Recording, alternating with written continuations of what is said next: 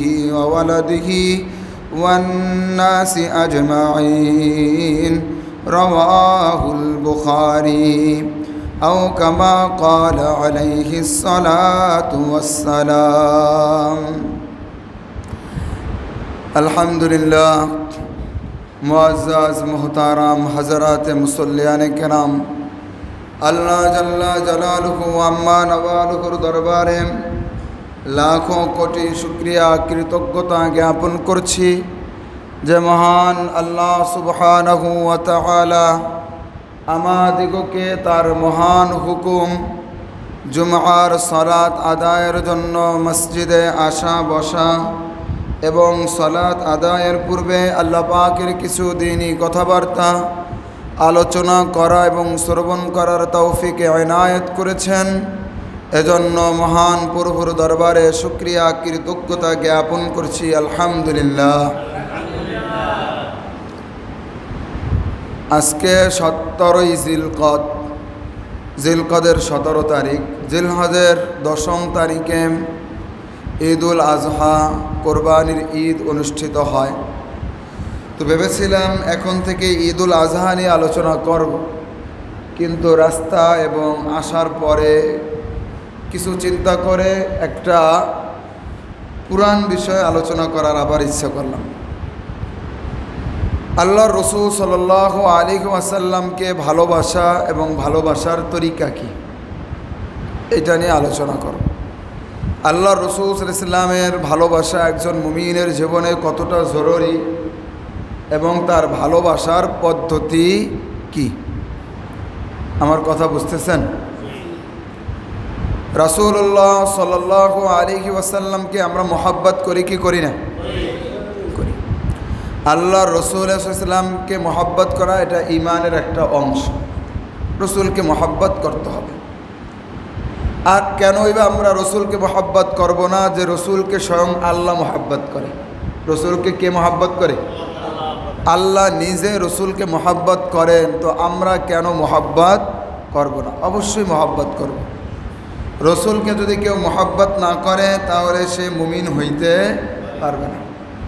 সহিহ বুখারীর 7 নম্বর পৃষ্ঠার ভিতরে আছে, হযরতে আনাসের থেকে এবং আবু হুরায়রার থেকে হাদিসটা বর্ণিত। আল্লাহর নবী সাল্লাল্লাহু আলাইহি ওয়াসাল্লাম বলেন, লা ইউমিনু আহাদুকুম, তোমাদের কোনো ব্যক্তি মুমিন হতে পারবে না যতক্ষণ না আমি নবী হাত্তা আকুনা আহাব্বা ইলাইহি, আমি নবী তার নিকটে তার সন্তান সন্ততি, তার আত্মীয় স্বজন প্রিয়জন আপনজন সকলের চেয়ে আমি নবী বেশি মহব্বতের না হব, ততক্ষণ পর্যন্ত সে মুমিন হতে পারবে না। কথা বুঝে থাকলে বলেন, সবচেয়ে আমাদের কাছে প্রিয় কে? আল্লাহর নবী সাল্লাল্লাহু আলাইহি ওয়াসাল্লাম। আল্লাহর রসুলের চাইতে প্রিয় কেউ হইতেই পারে না। আর রসুলকে আমরা কেনই বা মহব্বত করব না? আল্লাহ মহব্বত করে নবীকে, নবী আবার আমাদেরকে মহব্বত করে। যে নবী আমাদেরকে মহব্বত করে তাকে মহব্বত না করে কোনো উপায় আছে? আল্লাহর পরে দুনিয়ায় যদি কোনো মানুষকে মহব্বত করে থাকে, নবী তার উম্মতকে যে পরিমাণ মহব্বত করেছে এর চাইতে মহব্বত তো আর কেউ বেশি করে না। কেউ বেশি করে? মায়ের মহব্বত বেশি না নবীর মহব্বত বেশি? নবীর মহব্বত বেশি। আল্লাহর নবী একদিন মসজিদে নববীর দিকে গেছে, তো সাহাবায়ে কেরাম গল্প গুজব করতেছিল। একজনে বলতেছিল যে অমক নবী ঈসা আলাইহিস সালাম তিনি তো রূহুল্লাহ, আল্লাহর রূহ, আল্লাহ সরাসরি তাকে ফু দিয়ে তৈরি করেছেন, তার তো একটা আলাদা সম্মান। হযরতে মূসা আলাইহিস সালাতু ওয়াস সালাম তিনি হইলেন কালিমুল্লাহ, আল্লাহর সাথে সরাসরি কথা বলতেন। হযরতে ইব্রাহিম আলাইহিস সালাতু ওয়াস সালাম তিনি হলেন খলিলুল্লাহ, আল্লাহর খলিল, আল্লাহর বন্ধু। আমাদের নবীর মানে একটা স্পেশালিটি কিছু বুঝতেছি না। আল্লাহর নবী ওই মজলিসে গেছেন, তখন আল্লাহর নবী বললেন যে তোমরা পূর্ববর্তী নবীদের টাইটেল দেখে অবাক হচ্ছ, আমি তোমাদেরকে বলে দিচ্ছি, আনা সাইয়্যিদু উলদি আদম, আমি সমস্ত বনি আদমের সরদার, লা ফখরা, আমার কোনো অহংকার নাই, আমি কোনো ফখর করি না। আল্লাহর নবী বলেন আনা শাফিউল মুজরিমিন, আমি সমস্ত পাপীদের জন্য সুপারিশকারী, লা ফখরা, আমার কোনো অহংকার নাই। আনা শাফিউল মুশাফফা, যেদিন কারো সুপারিশ গ্রহণ করা হবে না সেদিন আমার সুপারিশ গ্রহণ করা হবে, লা ফখরা, এতেও আমার কোনো অহংকার নাই। কিয়ামতের ময়দানে, কিয়ামতের বিভীষিকা যখন শুরু হয়ে যাবে, সমস্ত মানুষ কেউ ঘামের সাগরে ডুবান্ত থাকবে, কেউ আধা বিধি পর্যন্ত ঘামের সাগরে থাকবে, কেউ হাঁটু পর্যন্ত, কেউ কোমর পর্যন্ত, কেউ মাথা পর্যন্ত। সূর্যটা যখন কারো মাথার 1 হাত 1 বিঘাত উপরে থাকবে, মানুষগুলো বেচাইন, অস্থির হয়ে যাবে, দৌড়ে ছুটে যাবে বাবা আদম আলাইহিস সালাতু ওয়াস সালামের কাছে। কিসসা আপনারা জানেন, বাবা আদম কি সুপারিশ করবে না ফিরিয়ে দিবে? ফিরিয়ে দিবে। তোমরা নূহর কাছে যাও, মানুষগুলো ছুটে নূহ আলাইহিস সালামের কাছে যাবে। নূহ আলাইহিস সালাম কি সুপারিশ করবে না ফিরিয়ে দিবে? ফিরিয়ে দিবে। সবাই ইব্রাহিম আলাইহিস সালামের কাছে ছুটে যাবে, তিনিও বলবেন আমি সুপারিশ করতে পারবো না, তিনিও ফিরিয়ে দিবেন। এরপরে মানুষগুলো ছুটে এরকম মূসা আলাইহিস সালামের কাছে যাবে, তিনিও কি করবেন? সুপারিশ করবেন না ফিরিয়ে দিবেন? এরপরে ঈসা আলাইহিস সালামের কাছে যাবেন, তিনি কি সুপারিশ করবেন না ফিরিয়ে দিবেন? তিনি যখন আল্লাহর নবীর কাছে ফিরিয়ে দিবেন, আমাদের নবী রাসূলুল্লাহ সাল্লাল্লাহু আলাইহি ওয়াসাল্লামের কাছে মানুষগুলো যখন আসবে, নবী কি ফিরিয়ে দিবেন না সুপারিশ করবেন? আল্লাহু আকবার। মাকামে মাহমুদে আল্লাহর নবী পড়ে যাবেন, সেজদা অবস্থায় আল্লাহর নবী থাকবেন। আল্লাহর নবীকে আল্লাহ বলবেন কুম রাসাক, নবী আপনি মাথা উঠান। সাল তুতা, আপনি নবী চান আপনাকে দেওয়া হবে। আপনি ইশফা তুশাফা, আপনি সুপারিশ করেন, আপনার সমস্ত সুপারিশকে গ্রহণ করা হবে। আল্লাহর নবী সাল্লাল্লাহু আলাইহি ওয়াসাল্লাম ওই সময় এই উম্মাতের জন্য এবং সকল উম্মাতের জন্য সুপারিশ করবেন। কার সুপারিশকে গ্রহণ করা হবে? আল্লাহ রসুলের। তাহলে যেই নবী আমার জন্য সুপারিশ করবে তাকে মহব্বত না করে কোনো উপায় আছে? কোনো উপায় নেই। আল্লাহর নবী বলেন আনা শাফিউন, আমি সুপারিশকারী, তুশাফা, যার সুপারিশকে গ্রহণ করা হবে, লা ফখরা, আমার কোনো ফখর নাই।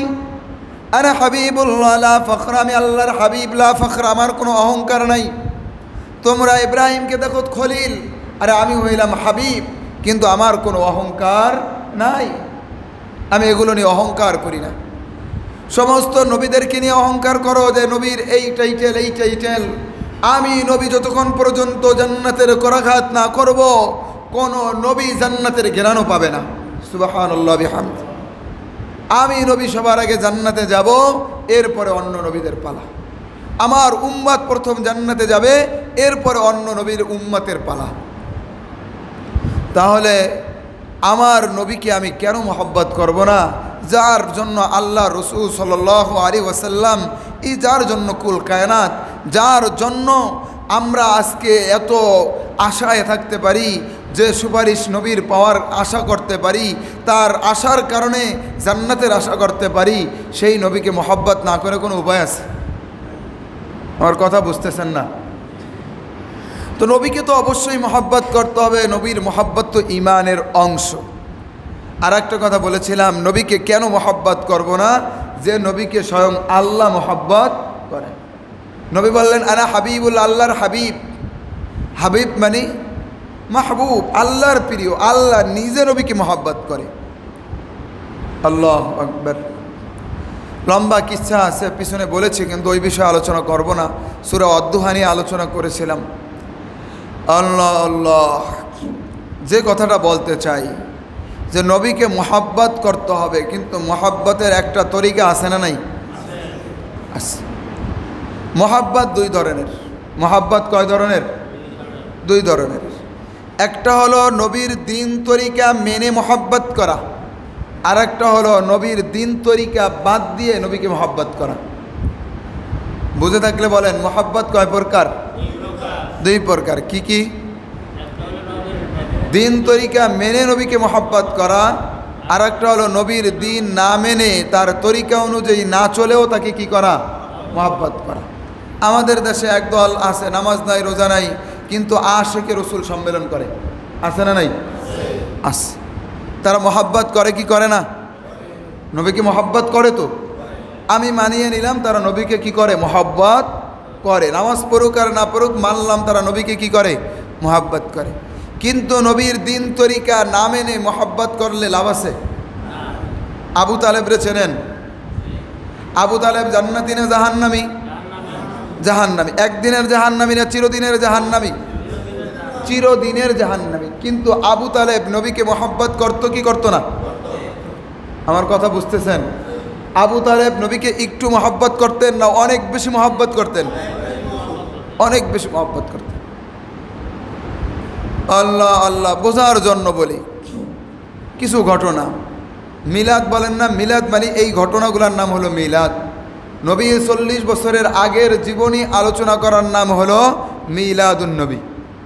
আল্লাহর নবী সাল্লাল্লাহু আলাইহি ওয়াসাল্লামের বয়স যখন 12 বা তার থেকে একটু একটু কম বেশি, আবু তালেব সিরিয়ায় যাইতো ব্যবসা বাণিজ্য করতে।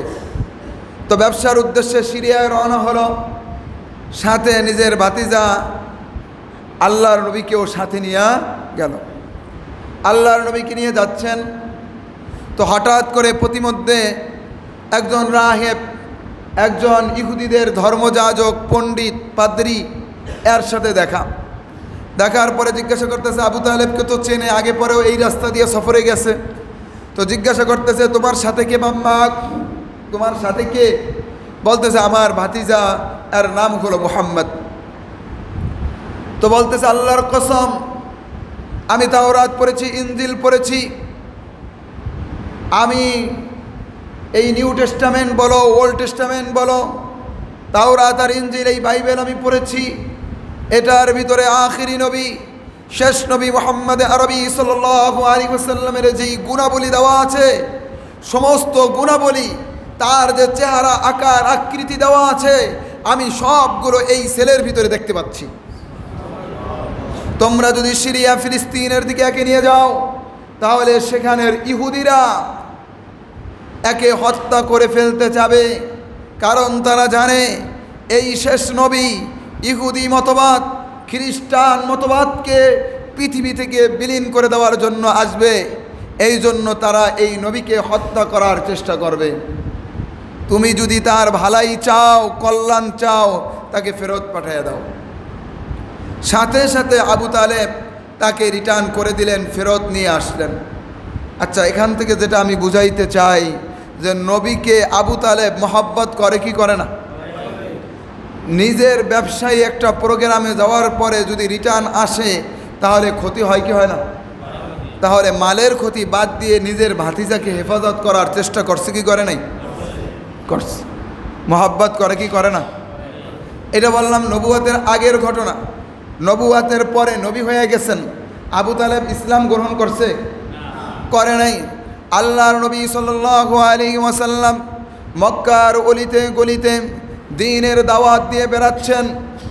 বছরে কুফফারে কুরাইশের কাফেররা একটা মহাজোট করে আবু তালেবের কাছে এসেছে, আবু তালেব, তুমি তোমার ভাতিজাকে ইসলামের দাওয়াত দেওয়া থেকে ফিরাও, ইসলামের দাওয়াত দেওয়া থেকে বাধা প্রদান করো, নিষেধ করো। সে আমাদের মূর্তিকে গালিগালাজ করে, সে আমাদের ধর্মের বিরুদ্ধে কথা বলে, সে আমাদের বিরুদ্ধে কথা বলে, আমাদের মূর্তির বিরুদ্ধে কথা বলে, এগুলো আর সহ্য হচ্ছে না, তুমি তাকে ফিরাও। যদি তুমি তাকে না ফিরাও, তাহলে আমরা পুরা কুরাইশ এবং মক্কাবাসী জোটবদ্ধ হয়ে তোমাদের বিরুদ্ধে যুদ্ধে লিপ্ত হব। তখন আবু তালেব বলতেছে, ঠিক আছে, ভাতিজা আসুক, তার সাথে কথাবার্তা বলি, দেখি তাকে বোঝানোর চেষ্টা করি। আল্লাহর নবী সাল্লাল্লাহু আলাইহি ওয়াসাল্লাম তিনি সারাদিন দাওয়াতের কাজ সেরে যখন বাড়িতে এসেছে, আবু তালেব ডাক দিয়ে বলে, ভাতিজা, আজকে মক্কার লোকেরা এসেছিল, তারা বলেছে তুমি নাকি তাদের মূর্তিকে গালিগালাজ করো, তাদেরকে ধর্ম ত্যাগ করে তোমার ধর্মে আসতে বলো, তুমি তাদের ধর্ম নিয়ে কটাক্ষ করো। এ কথাগুলো তারা বলতেছে, তুমি যা চাও তাই পাবে, কিন্তু তুমি কি করো না? দাওয়াতের কাজ করো না। তোমার যদি তাদের ধর্ম মানতে ভালো না লাগে তুমি তাদের ধর্ম মান্য করো না, তোমার যেটা মানতে মনে চায় তুমি সেইটাই মানো, কিন্তু তাদের বিরুদ্ধে কোনো কথা বলো না, তাদেরকে তুমি ইসলামের দাওয়াত দিও না।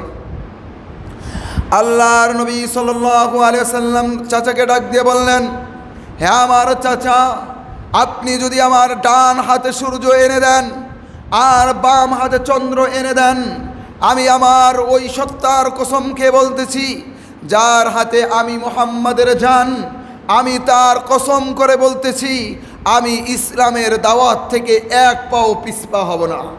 সুবহানাল্লাহ বিহামদি। এখান থেকে যেটা আমি আসলে বলতে চাই, এরপরে আবু তালেবের উত্তর শোনেন। আবু তালেব বলতেছে, ভাতিজে তুমি এটাও সাক্ষী রাখো, আমি আবু তালেবের গায়ে এক ফোঁটা রক্ত থাকতে তোমার গা থেকে এক ফোঁটা রক্ত ঝরাবে এমন কোনো কাফেরের কোনোদিন সাহস হবে না, কোনো কুরাইশদের এরকম কোনোদিন সাহস হবে না। আচ্ছা, এই ঘটনা থেকে কথা থেকে কি বোঝেন? আবু তালেব নবীকে মহব্বত করতো কি করতো না? একটু মহব্বত করতো না, অনেক বেশি মহব্বত করতো, অনেক বেশি মহব্বত করত। কিন্তু এরপরও তার ফলাফল জান্নাতি না জাহান্নামি? নিজের গায়ে যতদিন রক্ত ছিল আল্লাহর নবীর গায়ে একটা আঁশ আসতে আবু তালেব দেয় নাই। নিজের জান যতক্ষণ ছিল নবীর জন্য সদা সর্বদা তিনি প্রোটেক্টর, হেফাজতকারী ছিলেন। আর একটা ঘটনা বলি, শিয়াবে আবি তালেব একটা পাহাড়ের ভিতরে আবু তালেব সহকারে একটা পথের ভিতরে একটা গিরিপথ, একটা পাহাড়ের চূড়ার ভিতরে নবীকে অবরোধ করা হয়। মক্কার লোকেরাম আবু তালেবকে প্রস্তাব দেওয়ার পরে যখন নবী দাওয়াত থেকে ফিরে নাই, মক্কার লোকেরা চিন্তা করলো আবু তালেবের বিরুদ্ধে যুদ্ধ তো করা যাবে না, কিন্তু আমরা তাদেরকে অবরোধ করে দেব, আজ থেকে তাদের সাথে বেচা কিনা করায়, কেনা বেচা লেনদেন সমস্ত প্রকারের অতিথি পরায়ণ যা আছে সব কিছু বন্ধ। আল্লাহর নবী সহকারে কি এবং মুসলমান যারা ছিল তাদেরকে সাথে আবু তালেবও ছিল, যে ওই শিয়াবে আবি তালেবের ভিতরে তাদেরকে অবরোধ করে দেয়। একদিন দুই দিন নয়, 3 বছর আল্লাহর নবীর সাথে পাহাড়ের চূড়ায় অবরোধ ছিল।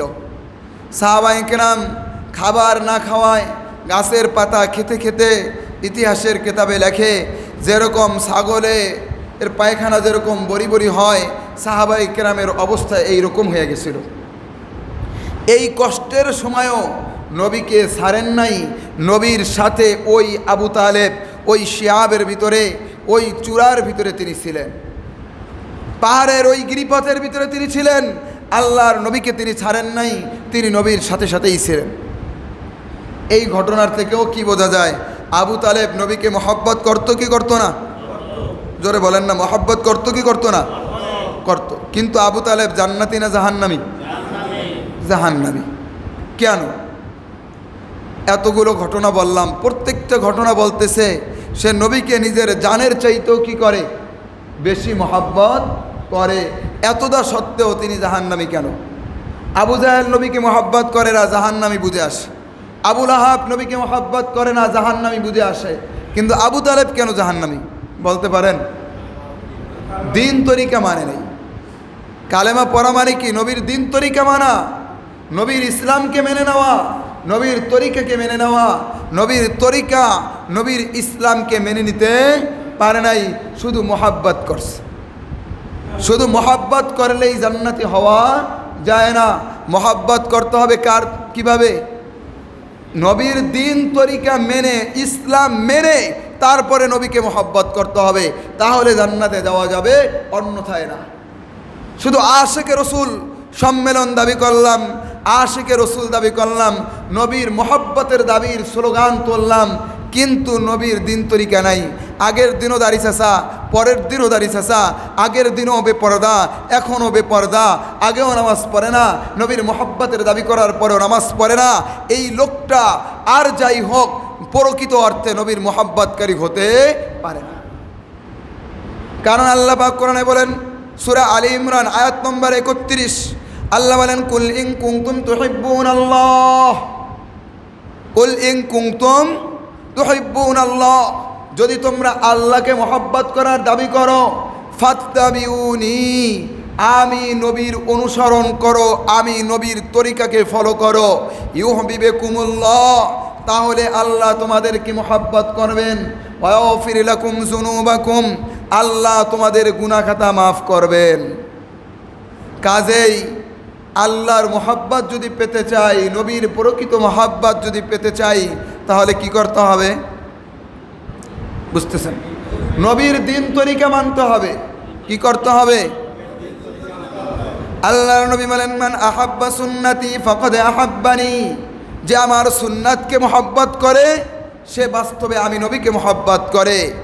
আর ওমান আহাব্বানি, যে আমি নবীকে মহব্বত করে, কানা মাই ফিল জান্নাহ, সে আমি নবীর সাথে জান্নাতে থাকবে। তাহলে মহব্বত করতে হবে কার তরিকায়? নবীর সুন্নাত তরিকাকে মহব্বত করতে হবে, তাহলে নবীকে মহব্বত করা হবে। নবীর সুন্নাতকে মহব্বত না করে যতই আশিকে রসুল সম্মেলন করি না কেন, জান্নাত পাওয়া অসম্ভব, বরং মুসলমান হওয়াও অসম্ভব। আল্লাহ আল্লাহ। আর এক হাদিসের ভিতরে আল্লাহ নবী সাল্লাল্লাহু আলাইহি ওয়াসাল্লাম বলতেছেন, লা ইউমিনু আহাদুকুম